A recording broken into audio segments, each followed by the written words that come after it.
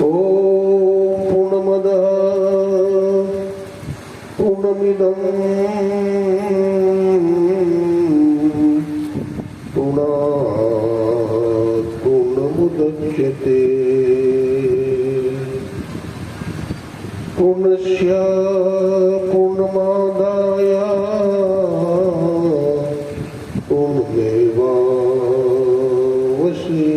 पूर्णमेवावशिष्यते।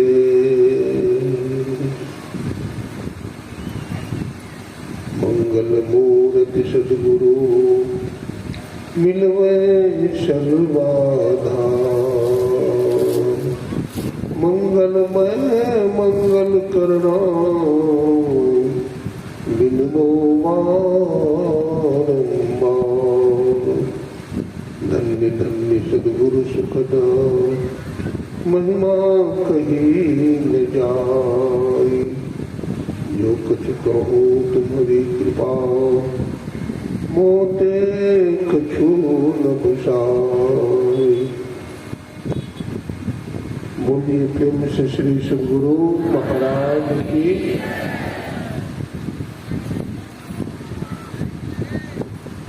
आवागमन के चक्र को मिटाने वाले, तापों को जलाने वाले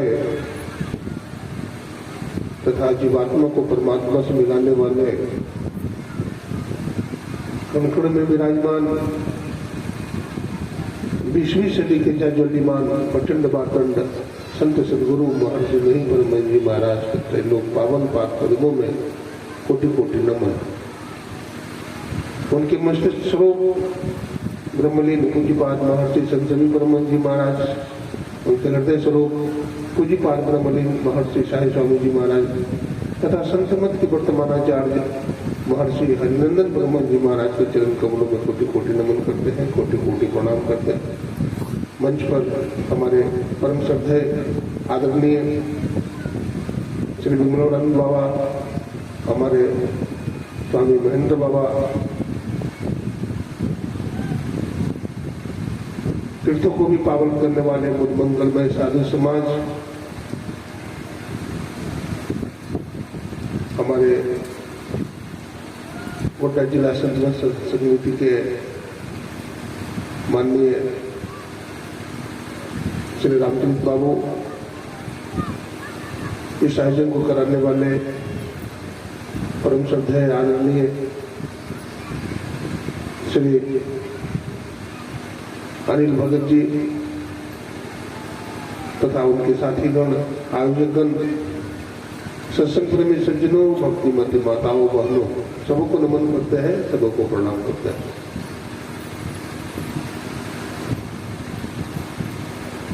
अभी आप लोगों ने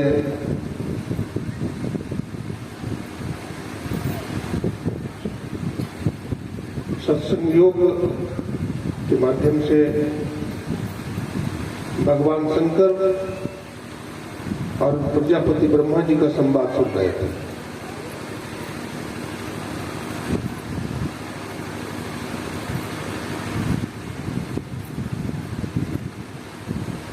ब्रह्मा जी महाराज ने भगवान शंकर से पूछा है कि महाराज, संसार का हर प्राणी, हर जीव आवागमन के चक्र में पड़ा हुआ है, परेशान है, अशांत है, तो उसके कल्याण के लिए, उसकी मुक्ति के लिए, उसे मोक्ष मिल जाए, इसके लिए क्या उपाय है? तो भगवान शंकर ने कहा, हे प्रजापति ब्रह्मा, मोक्ष के लिए कुछ लोग ज्ञान को बताते हैं, कुछ लोग योग को बताते हैं, लेकिन मेरा अभिमत है कि मुमुक्षु को ज्ञान और योग दोनों का अभ्यास करना चाहिए।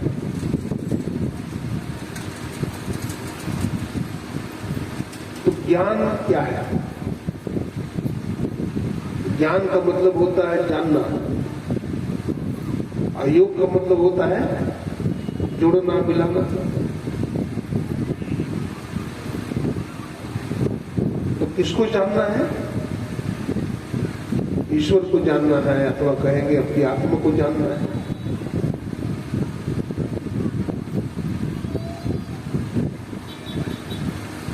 योग का मतलब होता है जोड़ना। तो किसको जोड़ेंगे, बात समझना है। किसको जोड़ेंगे, कहां पे जोड़ेंगे, कैसे जोड़ेंगे, क्यों जोड़ेंगे, आदि आदि जिज्ञासा है।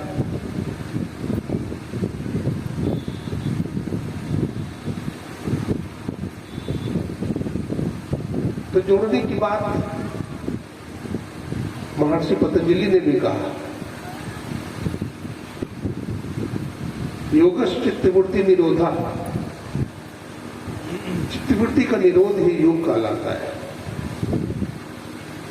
हमारी चित्तवृत्ति बाह्य संसार में फैल गई है, इंद्रियों की घाटों में हमारा मन बिखर गया है। इन बिखरे हुए मन को एकाग्र करना है, समाहित करना है। और हमारे गुरुदेव कहते हैं, महर्षि में ही परमहंस जी महाराज, तुम उतर पड़ियो तम माही, बीव शब्द में यही ते पड़ी गई दूरी, चलो निशब्द में। हम लोग कहाँ के वासी थे, कहाँ उतर गए? कहते हैं तुम उतर पड़ियो तब माही, तब मन अंधकार। हमारा वासा कहाँ था, निशब्द मंडल के वासी थे, और निशब्द मंडल से उतर गए कहाँ, शब्द मंडल में। शब्द मंडल से भी नीचे उतरे प्रकाश मंडल में, अब प्रकाश मंडल से नीचे उतर गए अंधकार मंडल में। इसलिए जब हम लोग अपनी आंख बंद करते हैं तो अंधेरा दिखते हैं, नहीं दिखते? अब कितना दूर तक अंधेरा देखते हैं तो पूछेगा तो आप क्या कहेंगे? जहां तक हम देखते हैं बस अंधेरा ही अंधेरा दिखता है। घटबा घोर में अंधारी, सुरती आंधरी हुई। तो अंधेरा ही अंधेरा देखते हैं। मूसा ने कहा, मैंने आंख बंद किया तो हमारे सामने अंधकार का पहाड़ आया। मैंने गुरु युक्ति से जब मन को एकाग्र किया तो क्या हुआ, अंधकार फट गया। हमारे सामने बिंदु आया, चांद आया, सूरज आया, उसके वो चकनाचूर हो गए। हमारे सामने एक शब्द आया, स्फोट, और शब्द में विलीन हो गया।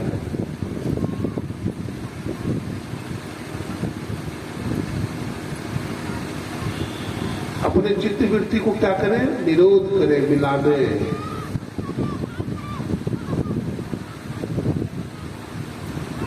तो मिलाने की युक्ति संत बताते हैं।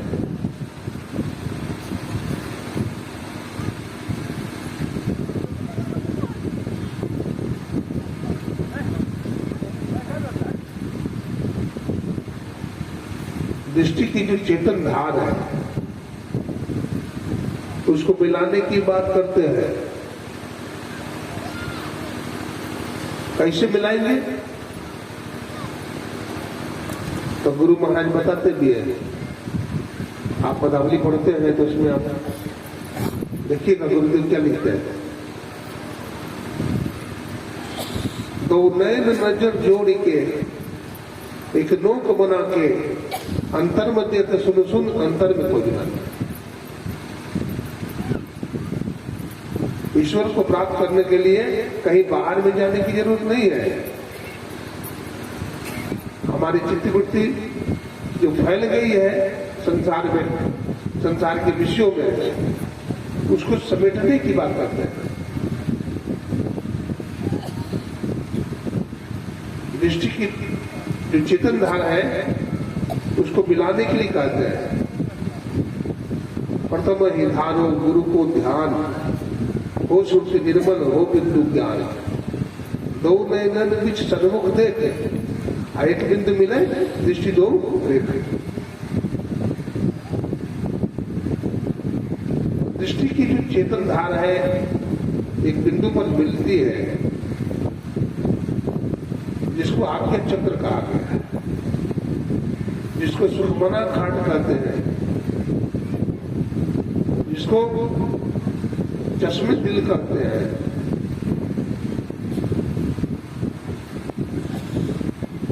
वहां पर उसको हम मिलाते हैं। आज में दृष्टि की चेतन धारा मिलती है तो वहां बिंदु का उदय होता है। तो उसके लिए नहीं है कि पहले हम दृष्टि योग की क्रिया ही प्रारंभ करते हैं। तो इसके लिए पहले मानस जप करते हैं। महर्षि पतंजलि कहते हैं जपात सिद्धि, जब से सिद्धि मिल जाती है। तो पहले सबसे पहले तो पतंजलि जी कहते हैं अष्टांग योग बताते हैं। तो अष्टांग योग में 8 प्रकार का योग बताते हैं, साधन बताते हैं। तो इसमें कहते हैं यम, नियम, आसन, प्राणायाम, धारणा, ध्यान, समाधि। तो यम नियम में क्या है? यम के 5 अंग हैं, अहिंसा, सत्य, अस्तेय, अपरिग्रह और ब्रह्मचर्य। जीवों की हिंसा न करें। देखिए, जीवों को मारकर हम खाते हैं।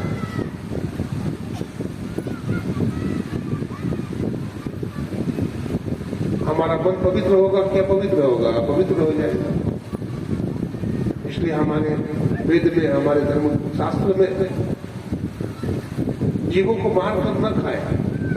इसे कहा गया जीवस्य जीवनम भोजनम, जीव जीव का भोजन है, लेकिन एक जानवर के लिए है, मनुष्य के लिए नहीं है, एक जानवर के लिए है।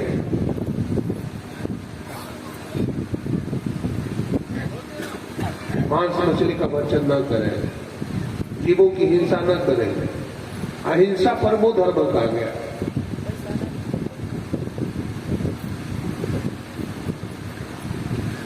सत्य, सत्य बोले, अस्तेय, चोरी न करें, अपरिग्रह, जरूरत से ज्यादा संग्रह न करें, जमा न करें, और ब्रह्मचर्य का पालन करें।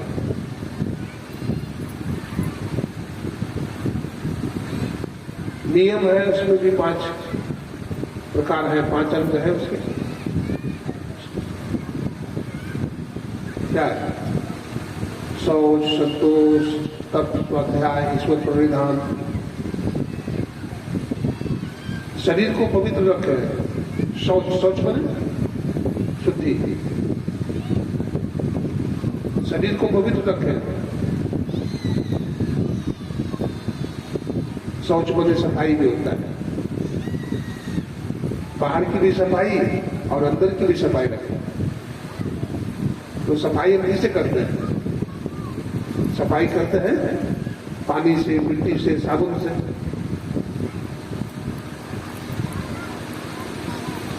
लोग शौच जाते हैं तो ख्याल नहीं रखते हैं।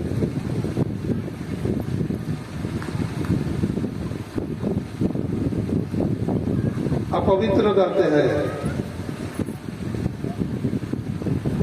इसलिए पवित्र भाव से रहना पड़ता है। तन की शुद्धि करनी पड़ती है, फिर मन पवित्र होता है। शौच, संतोष, तप है। सबसे बड़ा तप क्या है? ध्यान करना, सत्संग करना, ब्रह्मचर्य का पालन करना, ये बहुत बड़ा तप है, बहुत तरह का तप है। हठयोगी लोग हठयोग करते हैं। उपनिषद आप लिखते हैं, सुखश्च वामदेवश्च द्वे स्थिति देव निर्मिते सुखो विहंगमो प्रोक्तः वामदेवः पिपीलिका। सुखदेव मुनि का मार्ग है जिसको विहंगम योग कहा गया है, और एक पिपीलक योग है जो वामदेव मुनि का मार्ग है जिसको हठयोग कहा गया है। तो हठयोग भी लोग करते हैं, हठ की क्रिया के द्वारा मन को बस में करना चाहते हैं, नहीं होता है। रोचक, रेचक, कुंभक और पूरक की क्रिया करते हैं, प्राणायाम करते हैं, उपवास करते हैं लोग, अपने पैर को वृक्ष की टहनी में फंसा देते हैं, धुआंपान करते हैं, बहुत तरह की कपालिक क्रिया करते हैं, शमशान घाट पे जाकर चंद्रायण व्रत करते हैं। लेकिन इन क्रियाओं के द्वारा, इन उपासनाओं के द्वारा मन की क्षमता प्राप्त नहीं होती है, ईश्वर का साक्षात्कार नहीं होता है। इसलिए विहंगम योग है, सुखदेव मुनि का मार्ग है। इसको राज विद्या, राजगुह्य योग कहा। भगवान कृष्ण कहते हैं, हे अर्जुन, सबसे पहले मैं ये राज विद्या, राजगुह्य योग सबसे पहले सूर्य को बताया है। सूर्य ने मनु को दिया ज्ञान, मनु ने इक्ष्वाकु को दिया। बहुत वर्षों तक राजर्षियों में, राजाओं में ये क्रम चलता रहा। अब उसी विद्या को, उसी ज्ञान को मैं तुमसे कह रहा हूं। भगवान कृष्ण अर्जुन से कहते हैं। तो अर्जुन ने कहा कि प्रभु, आपने कहा अभी कि ज्ञान मैंने सबसे पहले सूर्य को दिया, तो सूर्य तो सतयुग के ऋषि थे, मनु भी सतयुग के ऋषि थे, तो उस समय तो आप नहीं थे, तो ज्ञान कैसे दिया? तो भगवान ने कहा कि देखो, तुम नहीं जानते हो, मैं जानता हूं, मैं जानता हूं, मैंने वो ज्ञान दिया था।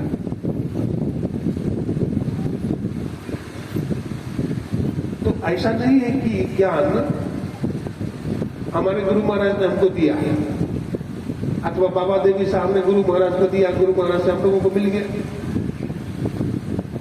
ये ज्ञान बहुत ही प्राचीन है। राज विद्या, राजगुह्य योग बहुत प्राचीन है। हमारे गुरु महाराज से ज्ञान योग युक्त ईश्वर भक्ति का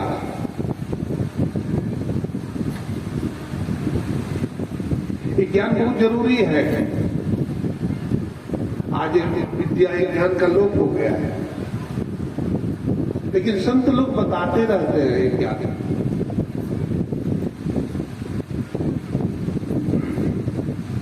तो सबसे पहले हमारा मन जो बिखर गया है, इसके लिए अभी सुन रहे थे यम नियम, फिर आसन है।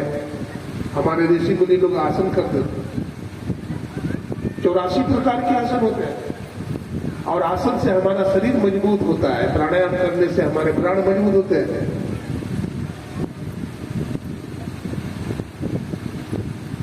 प्रत्याहार करते हैं हम लोग, सदगुरु के द्वारा प्रदत्त मंत्र को हम लोग जपते हैं।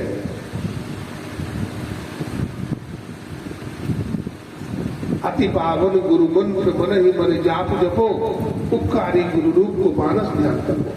पहले जप करते हैं, जब की सिद्धि करते हैं, जब पूर्ण होता है तो फिर अपने इष्ट के रूप का ध्यान करते हैं, जिसको मानस ध्यान करते हैं। इसको करने से मन और भी एकाग्र होता है।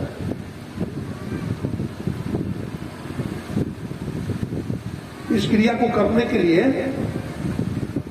भगवान कृष्ण ने उद्धव जी को बताया कैसे करना चाहिए। उन्होंने कहा कि प्रभु ध्यान कैसे करना चाहिए, तो बताते हैं समतल भूमि पर अपनी आसन बिछाइए, पवित्र आसन रखिए,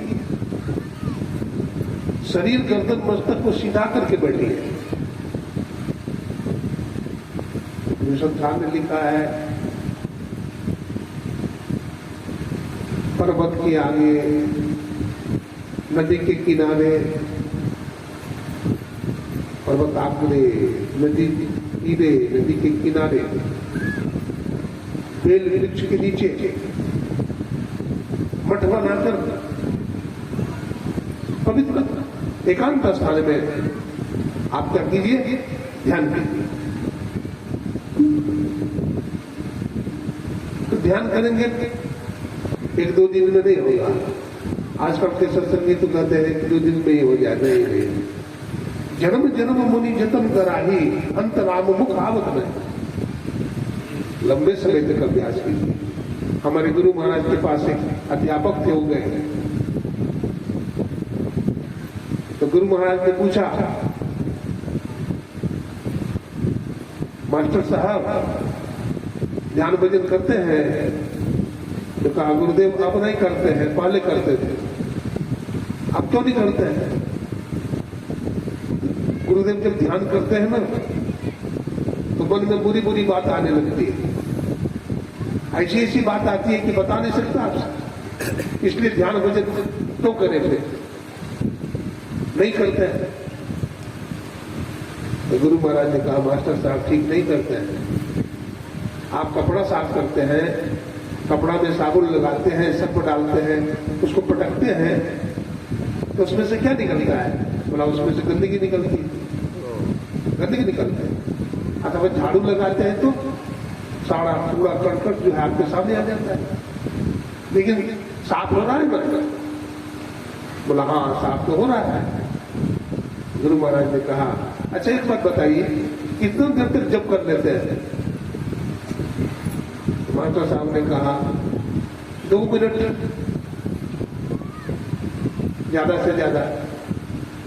तो गुरु महाराज ने कहा मास्टर साहब आप वास्तव में बड़े भाग्यशाली हैं। हुजूर कैसे? बोला 2 मिनट तक आप ध्यान कर लेते हैं, यानी मन को एकाग्र कर लेते हैं, जब पर स्थिर कर लेते हैं।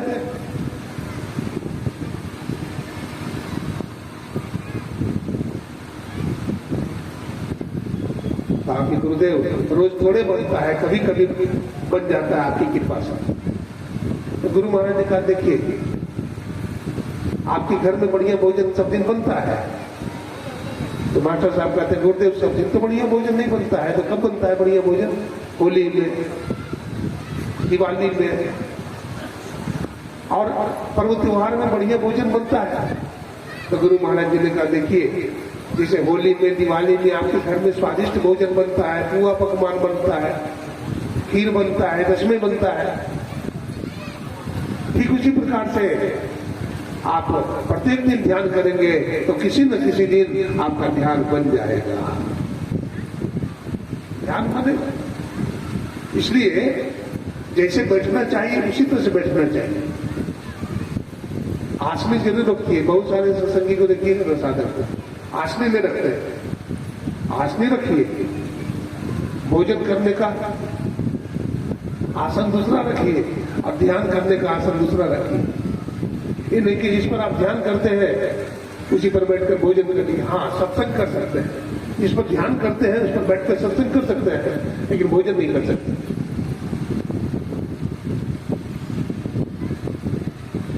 मानस जप कीजिए।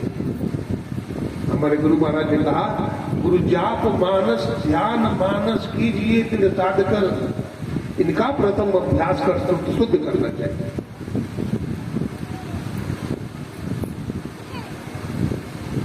लेकिन जब में बैठते हैं तो मन भागता है, उसको खींच करके फिर लगाइए, फिर भागता है, फिर लगाइए। संत कबीर साहब कहते हैं हमरो राम नाम धन खेती, हम राम नाम की खेती करते हैं।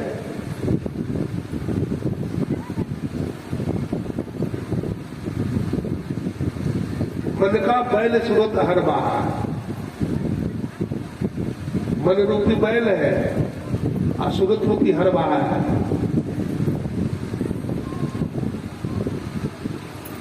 किसान खेती जोतता है, बैल भागता है, किसान ठंडा मारता है तो सही रास्ते पर ले जाता है। कबीर साहब कहते हैं उलट पुलट नर ज्योति। किसान देखते हैं खेत जोतता है तो जहां तहां छूट जाता है, नहीं छूटता है, छूट जाता है तो किसान फिर से जोतता है। हम लोग भी सबसे पहले मानस जप करते हैं अमर भाग जाता है, अथवा मानस जप करते हैं फिर मानस ध्यान करने लगते हैं, मानस ध्यान करने लगे अमर फिर भाग गए, तो फिर मानस जप से शुरू कीजिए। क्या करिए? मानस जप से शुरू करिए, फिर मानस जप किए, फिर मानस ध्यान किए, दृष्टि योग करने लगे, अमर फिर भाग गया, तो फिर मानस जप फिर से लगाइए। किसी ने नानानुसंधान की दीक्षा ले लिया है, वो भी करता है वो।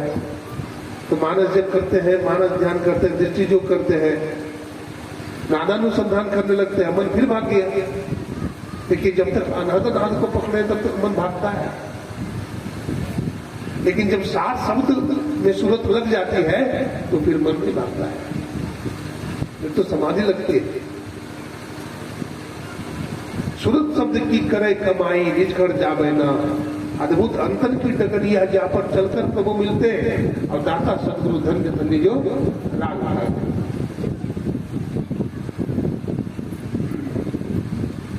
तो इस क्रम से हम ध्यानाभ्यास करेंगे तो ध्यान भी बनेगा हमारा। बिल्कुल बातचीत नहीं कीजिए, बिल्कुल स्थिर रहिएगा, सब कुछ पाइएगा। आप लोग को देख करके बड़ी खुशी हो रही है, आप लोग बहुत शांति से बैठे हैं और बाबा लोगों का प्रवचन बहुत शांति ढंग से सुन रहे हैं, स्थिर भाव से सुन रहे हैं।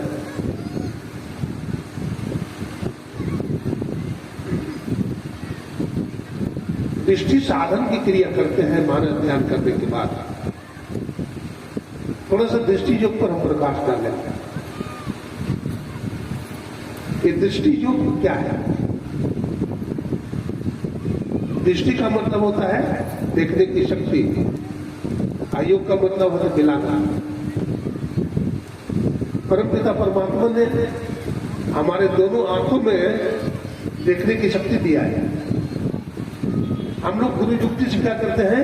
दृष्टि की चेतन धार को मिलाते हैं, बाई आंख की बाई धार और दाई आंख की दाई धार को मिलाते हैं। जब मिलाते हैं तो एक बिंदु पर मिलता है, वहां बिंदु का उदय होता है।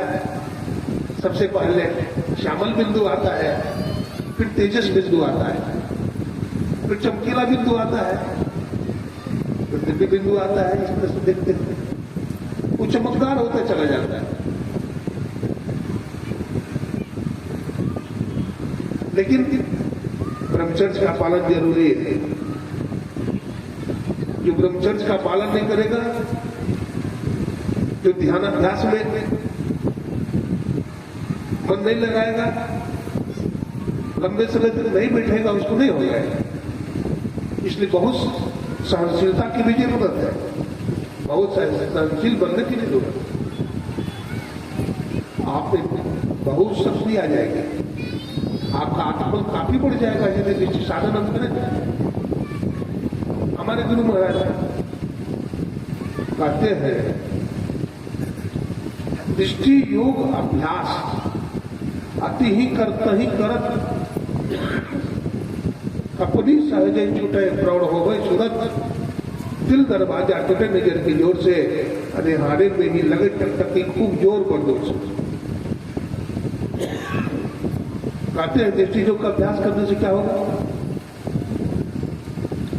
दृष्टि योग का अभ्यास मजबूती के साथ कीजिए, करते रहिए, करता ही करो। तो दृष्टि योग की क्रिया जब हम करते हैं तो सूरत हिलती है, इसे कांपती, ऊपर नीचे होता है, वाइब्रेशन होता है, तरंग होता है।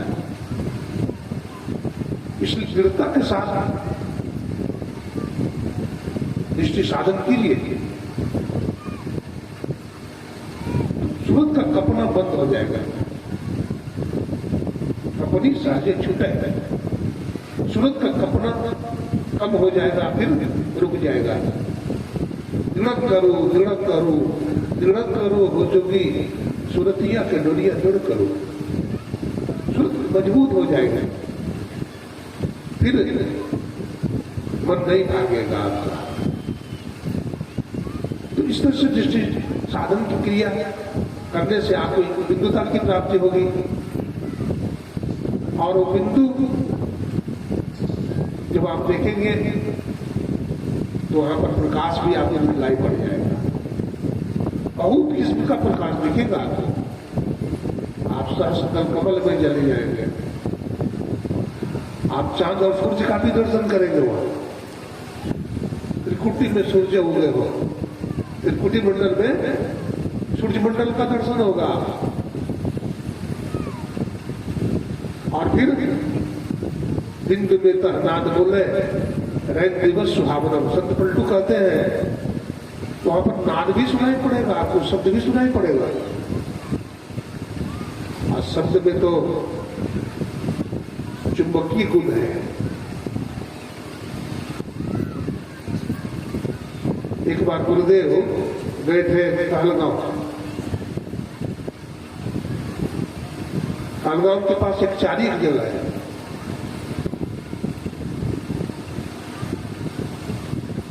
तो वहां सत्संग करने के लिए गए थे, तो एक मदारी होते हैं ना, बीन बजाने वाला भी आया था, बगल में ही बीन बजा रहा था, तो एक सांप बिल से बाहर निकल करके नाक सर्प था, वो एकदम नाचने लगे, तो लोग सब डर गए, देखो ये सांप कुछ नहीं करेगा, तुम लोग बैठो,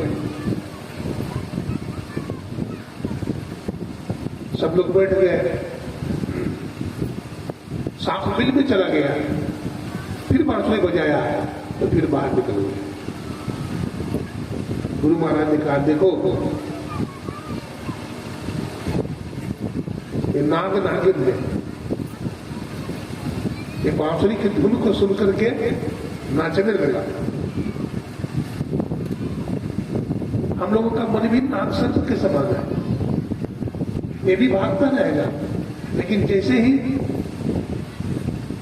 अंदर की बांसुरी सुनने लगेगा ये अपने दिल में हो जाएगा, यानी मन स्थिर हो जाएगा।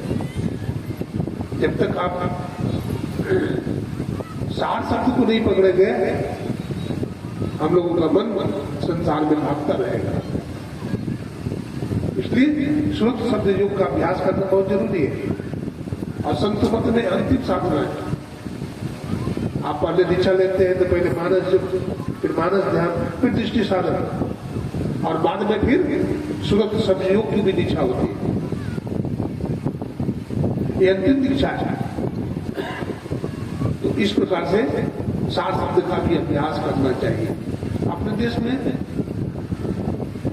अनेक योगी हुए, महापुरुष हुए, और योग में अनेक प्रकार की सिद्धियां भी है।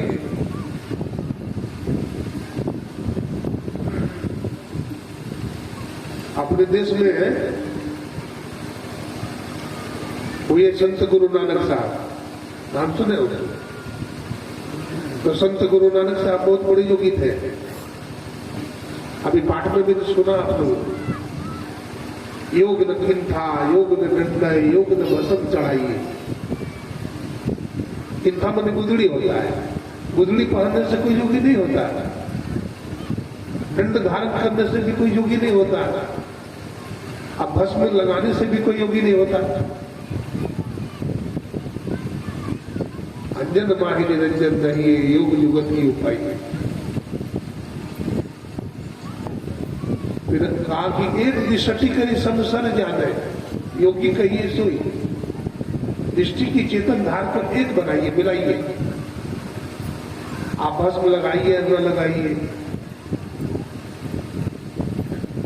आप आप दंड धारण कीजिए न कीजिए, गुदड़ी पहनिए न पहनिए, आप योगी हैं। योगी का कोई देश वेश नहीं होता, वो देश से योगी नहीं होता।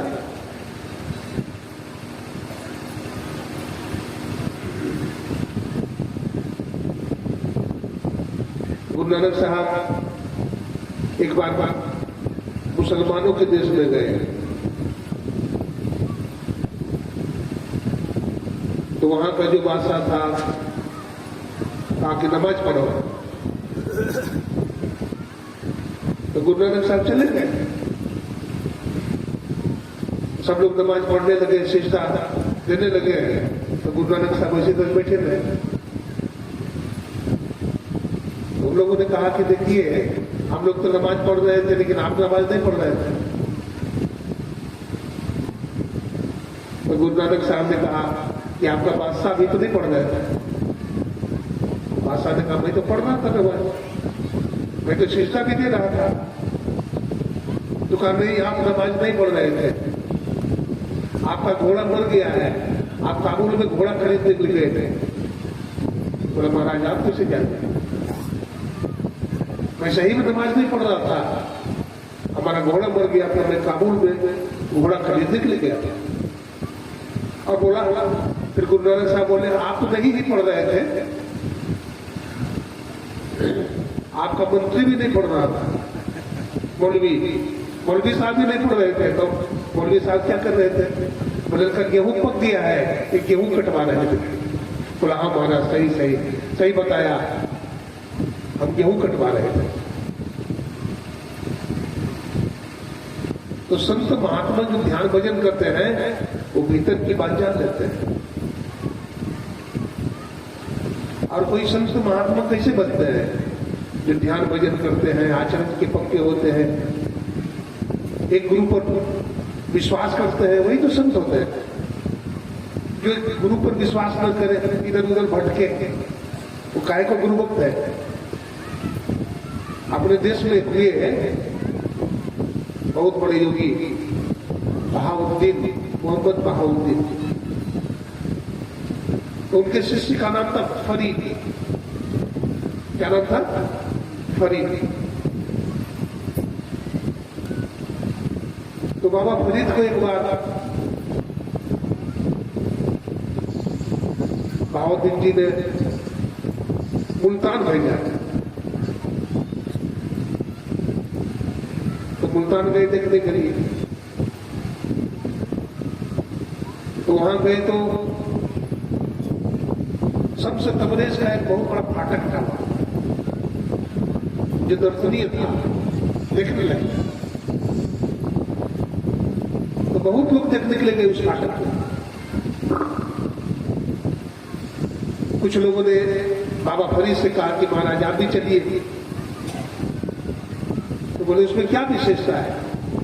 तो कहा उसमें विशेषता ये है कि जो उस गेट में प्रवेश करेगा वो जीते जी जन्नत यानी स्वर्गलोक चला जाएगा। आप भी चलिए ना।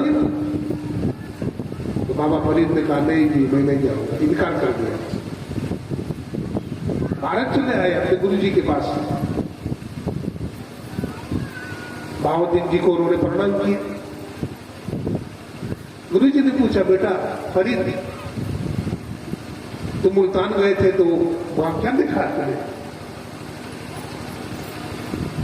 कोई आश्चर्यजनक चीज देखा या नहीं? बोला हाँ गुरुदेव देखा। बोला क्या? बोला सब तबरेज का जो फाटक था वो बड़ा चमत्कारी था। तो तूने देखा कि नहीं? बोला उसकी विशेषता क्या? बोला उस फाटक में जो प्रवेश करता है वो जीते जी जन्नत चला जाता है, स्वर्गलोक चला जाता है। तो तुम गया कि नहीं? बोला गुरुदेव मैं नहीं गया। बोला क्यों? तुम्हें जाना चाहिए, तुम्हारी जगह पर यदि मैं होता तो उस फाटक को अवश्य देखता है, तुम क्यों नहीं गए? अब जो फरीद जी ने कहा गुरुदेव हमें तो सदगुरु के फाटक से ही गुजरना है, मुझे जन्नत नहीं चाहिए। हम तो गुरुदेव के चरणों को छोड़ करके दूसरा जगह नहीं है। मैं शम्स तबरेज के फाटक से नहीं गुजरूंगा, मैं तो गुरुदेव के फाटक से ही गुजरूंगा। गुरुदेव प्रसन्न हो गया।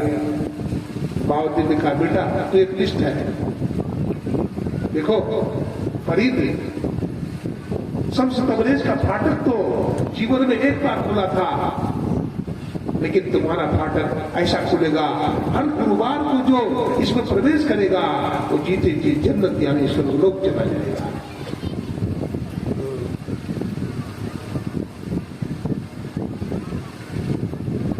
एक सर्वेश्वर पर अचल विश्वास, पूर्ण भरोसा, अपने अंतर में उनकी प्राप्ति का दृढ़ निश्चय रखना, सदगुरु की निष्कपट सेवा, सत्संग और दृढ़ ध्यानाभ्यास। यदि हम ऐसा करेंगे तो हमें सारी विधियां सिद्धियां और बिंदु नाथ सब प्रकट होगा। 33 कोटि देवी देवता हमारी परिचर्या करेंगे, आपका दर्शन करने के लिए आएंगे, यदि आप सही आप ध्यान अभ्यास करें। एक निष्ठि करी समय सारे जान रहे योगी कहेंगे सोई सुन रहे थे बाबा नानक की बानी।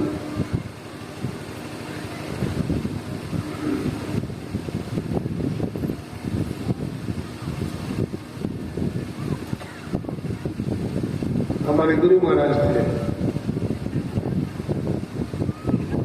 योग साधना में पारंगत हुए।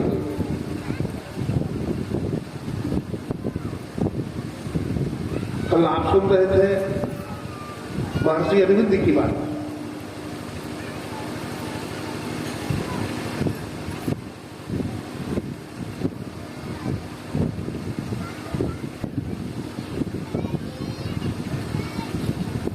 योग जो करते हैं, जिनको सच्चा रास्ता मिला है,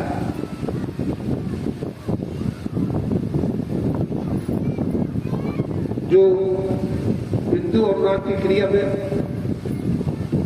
पक गए हैं, गुरुदेव लिखते हैं साधन में पकी जाए अति गंभीर हो, यातन सुधी ने रहे धीर बलबीर सो, सांझ भोर दिन रैन कछु जाने नहीं, बाहर गड़बत रहे माही चेतन से।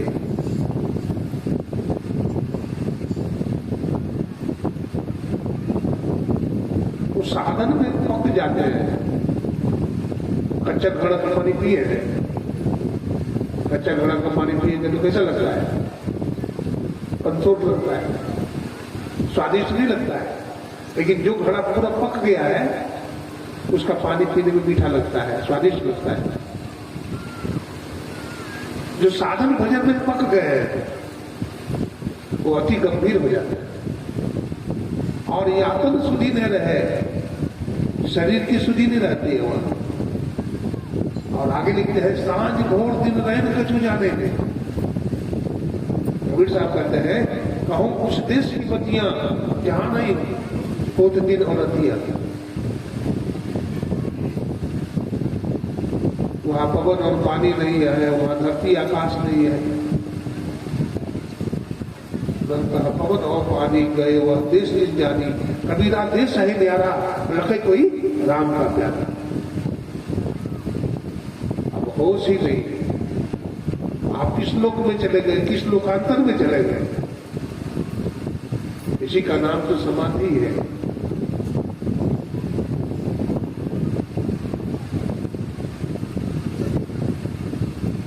वो शरीर में नहीं रहते हैं ज्यादा, शरीर से बाहर हो जाते हैं।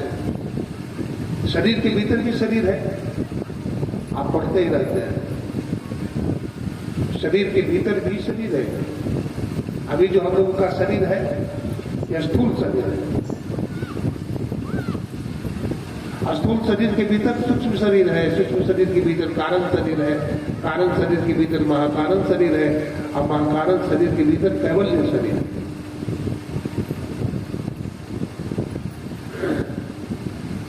हमारे गुरु महाराज ने इसको दो भाग में बांटे, जड़ शरीर और चेतन शरीर। स्थूल सूक्ष्म कारण महाकारण जड़ शरीर है, और कैवल्य शरीर जो है वो चेतन शरीर है। गुरुदेव पदावली में लिखते हैं, घटपटती हूं के पार में साई बस ही अंतरे, जो मिलन को चाहता चटपट से करूं संत संग रहे।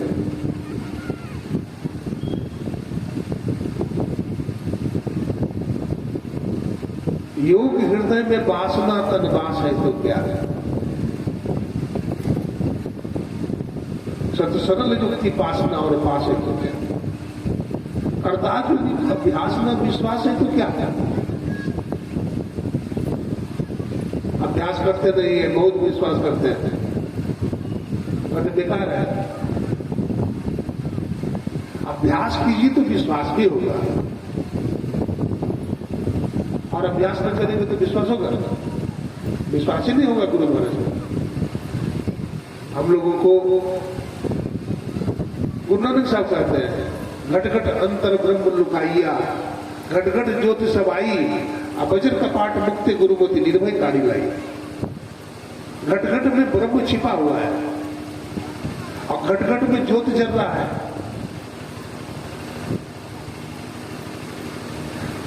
उस ताड़ी उस शब्द को जरा सुनिए आपको पूर्ण विश्वास हो जाएगा। आप शरीर में नहीं रहेंगे, आप तो खोए रहेंगे परमात्मा की लीला में, आप खोए रहेंगे वहां।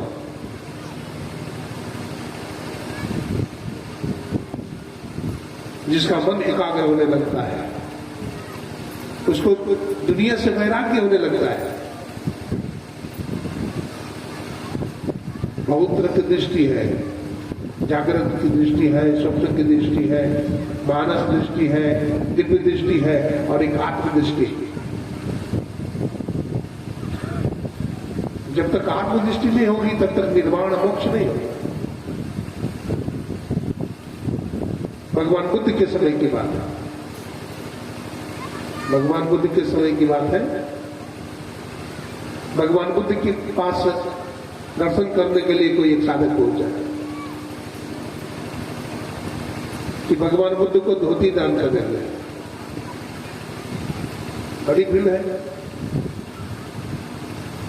भगवान बुद्ध बैठे हैं, गया दान करने के लिए।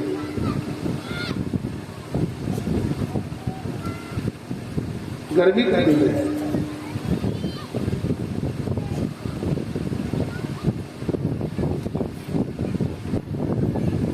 भगवान बुद्ध के पास पहुंचा हुआ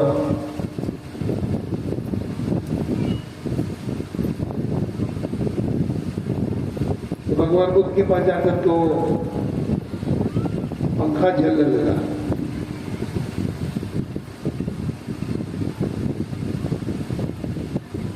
भगवान बुद्ध ने पूछा क्या करते हो? खेती का काम करते हैं।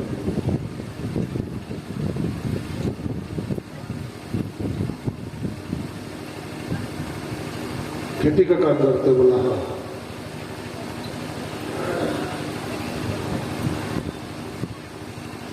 पंखा जलने लगा,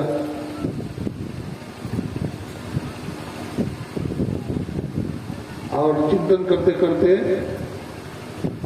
ये भी चिंतन करने लगा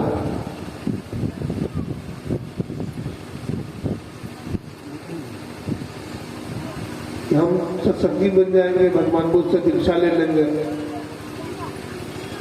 अपनी धर्मपत्नी को भी दीक्षा दिला देंगे। अगर धर्मपत्नी सत्संग में नहीं आएगी तो क्या करेंगे? पंखा जल रहा है, सोच रहा है,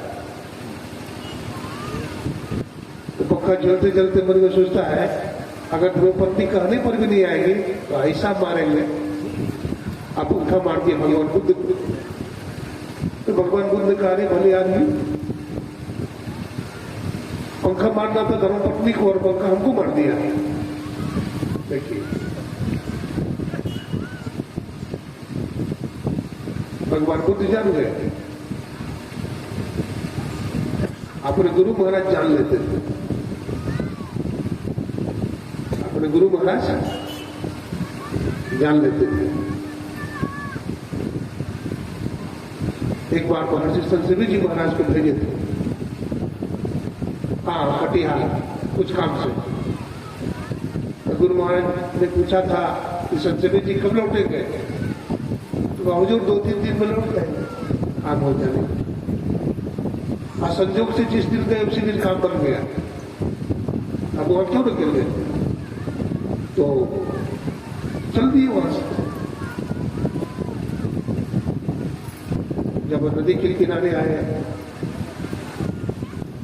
स्टीमर से आ रहे हैं, तो नेपाल के लिए कोई महात्मा है, सेवा गाड़ी लाना।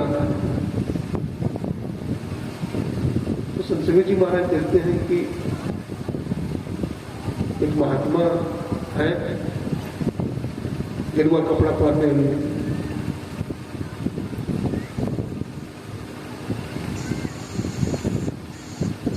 लगते हैं संपादक जी तो नहीं है, लगते हैं संपादक जी तो नहीं है, लेकिन संपादक जी क्यों आए हुए? हम तो गुरु महाराज से बोल दिए थे 2-3 दिन के बाद लौटूंगा, आज आने की बात तो बताए नहीं थे। तो गुरु महाराज कहते हैं संपादक जी, स्वामी अच्युतानंद जी महाराज, संपादक जी संजीवी जी आ रहे हैं, गाड़ी ले जाइए, उनको ले आइए। खड़े हैं, तो उनको लग रहा था दूसरा महात्मा, लेकिन जैसे जैसे नजदीक आते गए तो देखते हुए अच्युतानंद जी महाराज है।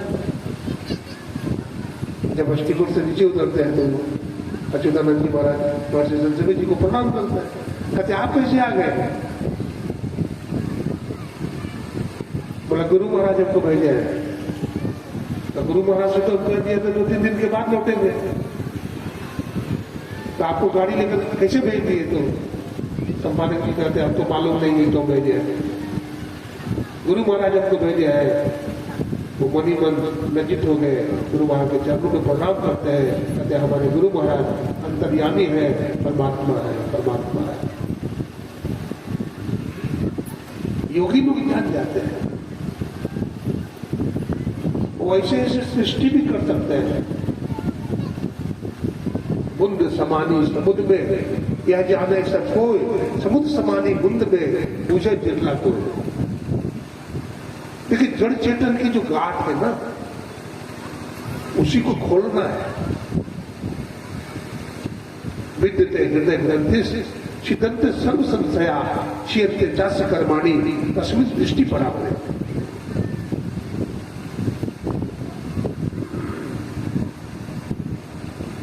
उपनिषदकार लिखते हैं इड़ा भगवती गंगा पिघला जमुना नदी, इड़ा पिघलयूर मध्य सुषुम्ना च सरस्वती। बाई आंख को इड़ा कहा गया, दाहिनी आंख को पिघला कहा गया, और इन दोनों के बीच में सरस्वती है। सुषुम्नायाम यदा योगी क्षणैकमपि तिष्ठति, सुषुम्नायाम यदा योगी क्षणात्मपि तिष्ठति, सुषुम्नायाम यदा योगी लीयते क्षीरनिर्वत् विद्यते चेतनाग्रंथि छिदन्ते सर्व संशया। सारे संशय का नाश हो जाता है, मिट जाते हैं सारे संशय। अश्वमेध सहस्त्राणि वाजपेयी शतानि च सुषुम्ना ध्यान योगस्य कलाप्रारंभते षोडशे। हजारों अश्वमेध यज्ञ और सैकड़ों वाजपेयी यज्ञ करने का जो फल होता है वो सुषुम्ना के 16वें अंश के बराबर नहीं है।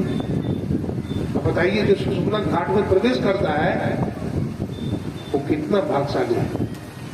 और सुषुम्ना घाट जो है, जिसको आज्ञा चक्र बोलते हैं, 10वां द्वार बोलते हैं, वहां जो जाता है कितना सुख और चैन मिलता है। सुखबन के जीना नाल से अमृत की धारा बही रही, अबीन सूरत धार धर भाटा से सिर चढ़। बड़ी बड़ी मछली को देखते हैं, धारा के विपरीत दिशा में नहीं चल सकती, नहीं तैर सकती, लेकिन एक सफरी मछली होती है बहुत छोटी सी, सफरी सन्मुख जल प्रवाह सुरसरी भय गजवानी, हाथी भी बह जाता है विपरीत दिशा में, लेकिन सफरी मछली है। योगी लोग सफरी मछली के समान है, वो धारा के विपरीत दिशा में भी तीव्र गति से तैरते हैं।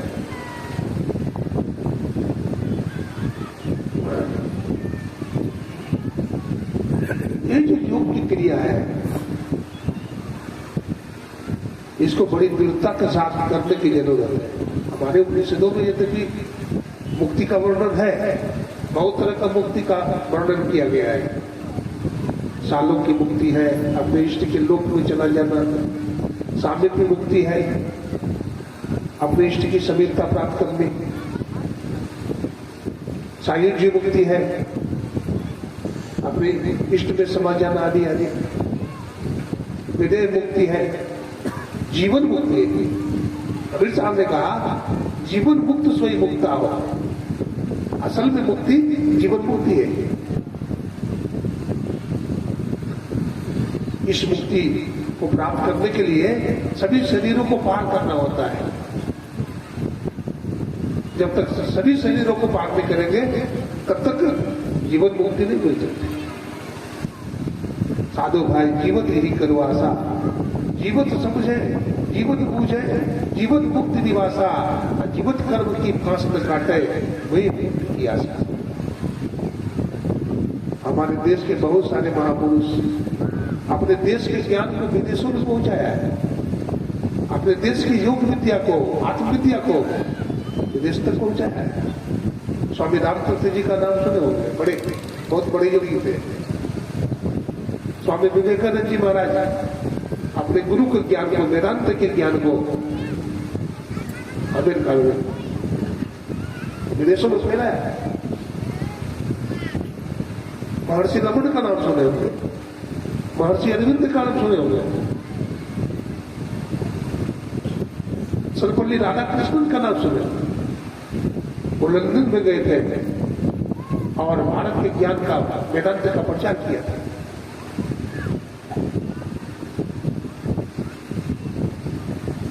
सर्वपल्ली राधाकृष्णन जी महाराज को उन लोगों ने अपमानित किया, बोला आप गरीब देश से आए हैं, आप गुलाम देश से आए हैं,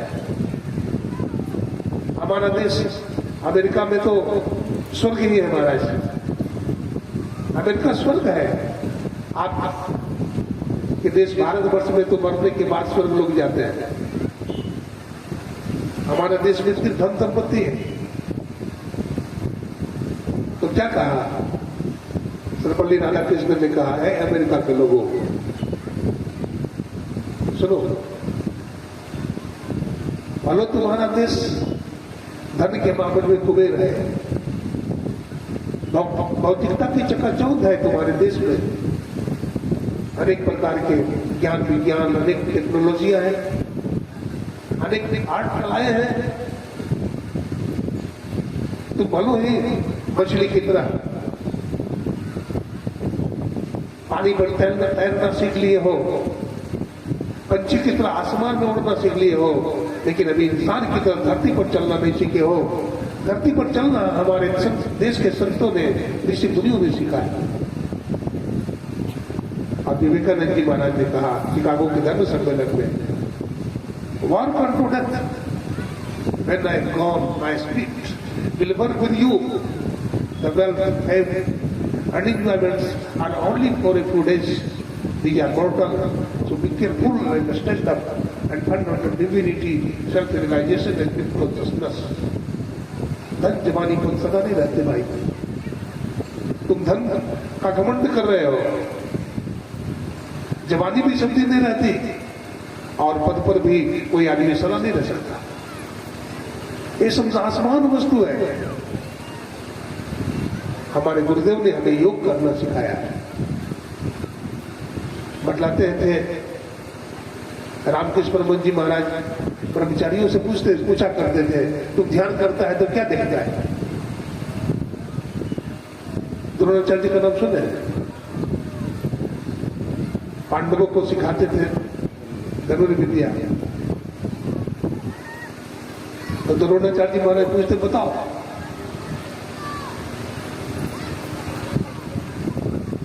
इस गाछ पर तू क्या देखता है?